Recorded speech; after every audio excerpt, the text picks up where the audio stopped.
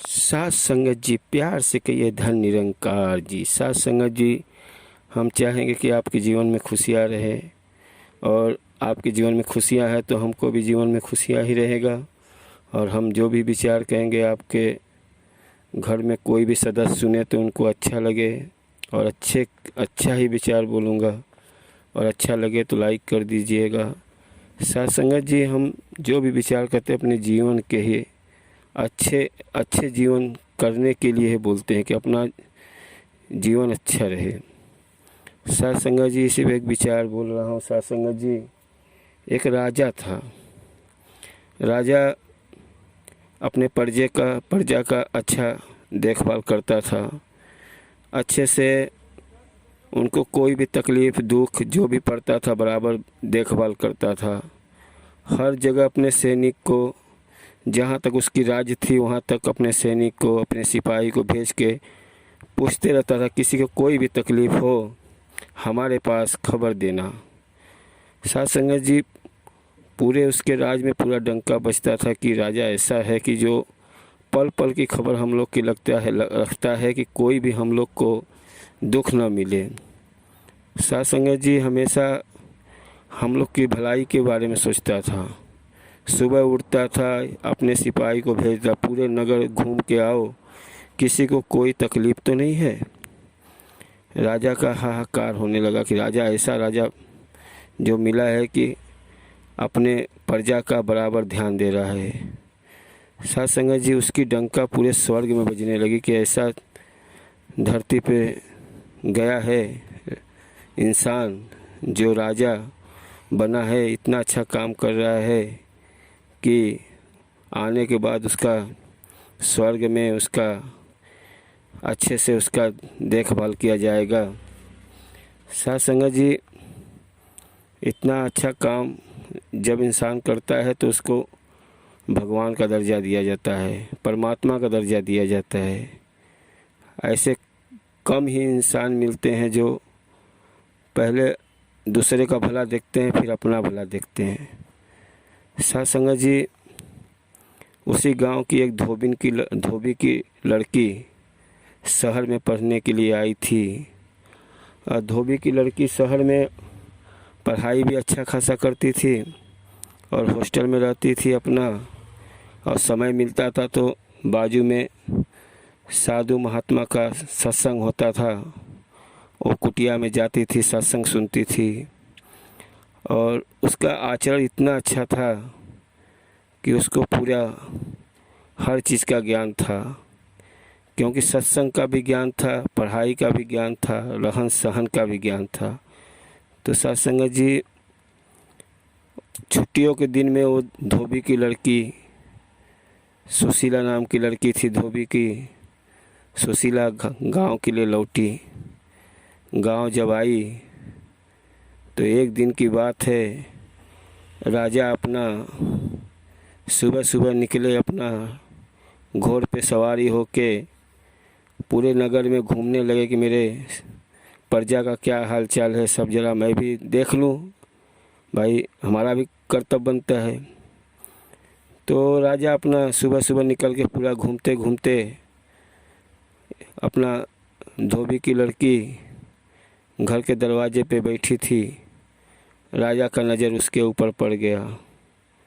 राजा का जब नज़र पड़ा तो राजा बोला, इतनी अच्छी लड़की मैंने अपने प्रजा के अंदर देखा नहीं, इतनी अच्छी लड़की है।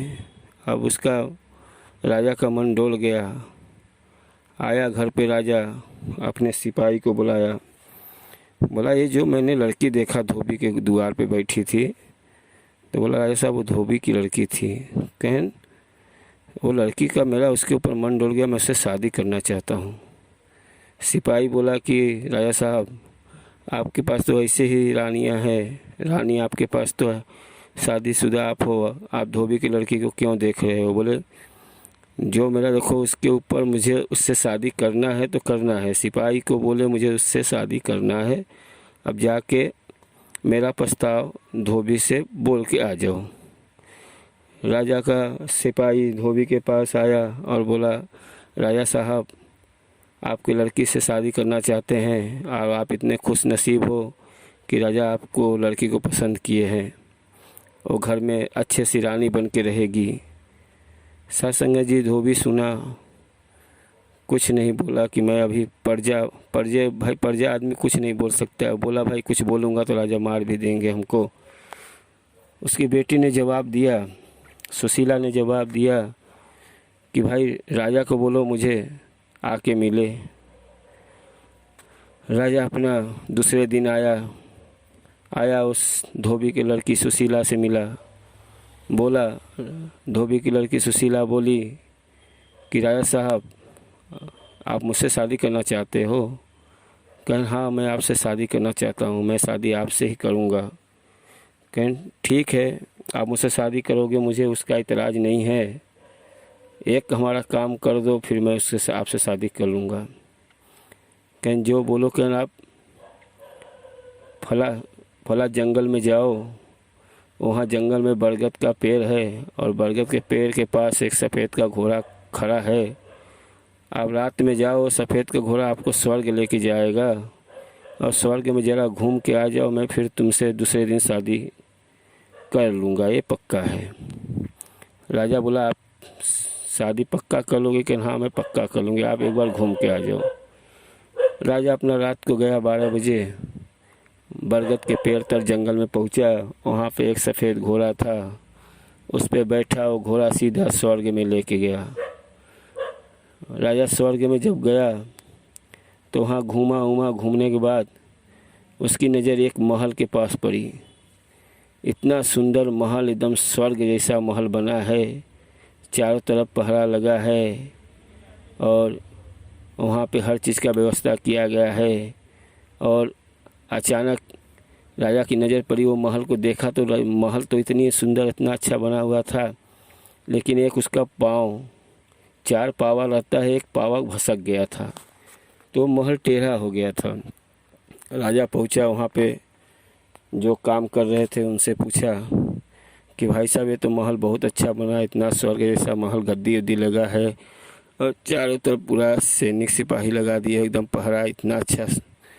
कहें भाई साहब ये स्वर्ग में इतना अच्छा महल बना है, नीचे जो अपना धरती पे एक राजा है, राजा का इतना अच्छा वहाँ पे काम कर रहा है कि बोलो मत, एकदम समझो इतना अच्छा काम कर रहा है कि यहाँ का परमात्मा इतना अच्छा काम पे खुश है कि उसको स्वर्ग जैसा बना रहे हैं। स्वर्ग में ही वो आएगा, स्वर्ग में ही रहेगा, अब उसका दोबारा जन्म नहीं होगा, अब यहीं पे अपना रहेगा, यहीं पे उनका सेवा किया जाएगा।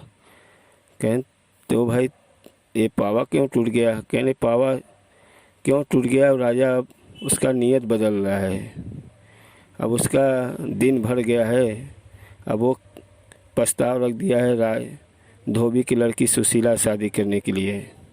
इतना नीच वो राजा है कि इतना अच्छा काम करा, अब एक गलती उसने बस इतना ही बोला राजा की लड़की, धोबी की लड़की शादी करने के लिए, तो एक पावा टूट गया है। और कहीं धोबी की लड़की से शादी कर लेगा तो पूरे पावा टूट जाएंगे, और जब शादी कर लेगा तो उसकी यहाँ पे हम लोग जो धुलैया करेंगे राजा का, फिर उनको यहाँ पे देख रहे हो आजू बाजू सब धुलैया हो रहा है, सबका मारपीट हो रहा है, जो जैसा कर्म किया है। अब वैसा वो कर्म करके जब आएगा तो यहाँ पे उसको खौलते हुए पानी में डाल के मारा जाएगा। राजा सुना, बोला यार ये तो साला मेरा ही कहानी है पूरा, मैं थोड़ा सा राजा के लड़के धोबी की लड़की सुशीला शादी करने के लिए बात किया और इतना बड़ा ये समझो पावा टूट गया, कहीं शादी कर लूँगा तो मेरा क्या हाल होगा। फिर उसने स्वर्ग से रातों रात फिर अपना सुबह घोड़े पे बैठ के अपना सवार होके आया, नीचे आ गया। नीचे आने के बाद सिपाही को भेजा कि जाओ धोबी की लड़की से बोलो मुझे शादी नहीं करना है आपसे, जो गलती हुआ माफ़ करे और उसके पिताजी को बुला लाओ। धोबी वहाँ पे गया, फिर राजा साहब बोले मुझे माफ़ करो, जो भी आपकी लड़की के संगे शादी करने के लिए बोला, मेरी गलती हुई है, इसके लिए माफ़ी चाहता हूँ, और जो भी खर्चा उसके शादी का लगता है मैं उठाऊँगा। धोबी गरीब था, राजा साहब ने उसको प्रस्ताव दिया। धोबी अपना लड़का अपने जात में खोजा और खोजने के बाद लड़की का जो भी खर्चा वर्चा लगा शादी का राजा उसका अच्छे से शादी ब्याह किया और फिर अपने प्रजा को अच्छे से चलाने लगा। फिर साथ संगत जी कहते हैं वही भाव है कि अपना विचार हमको अच्छा रखना है, कौन कैसा कर रहा है अपने को ये नहीं देखना है, अपना परिवार अपना बच्चे को अपने को किस राह पे लेके जाना है और अपने को किस राह पे चलना है कि अपना भी परमात्मा के पास जाए तो अपना भी ये आने जाने का सिलसिला ज़्यादा न रहे। साथ संगत जी जो गलती हो माफ़ करना, प्यार से कहिए धन निरंकार जी।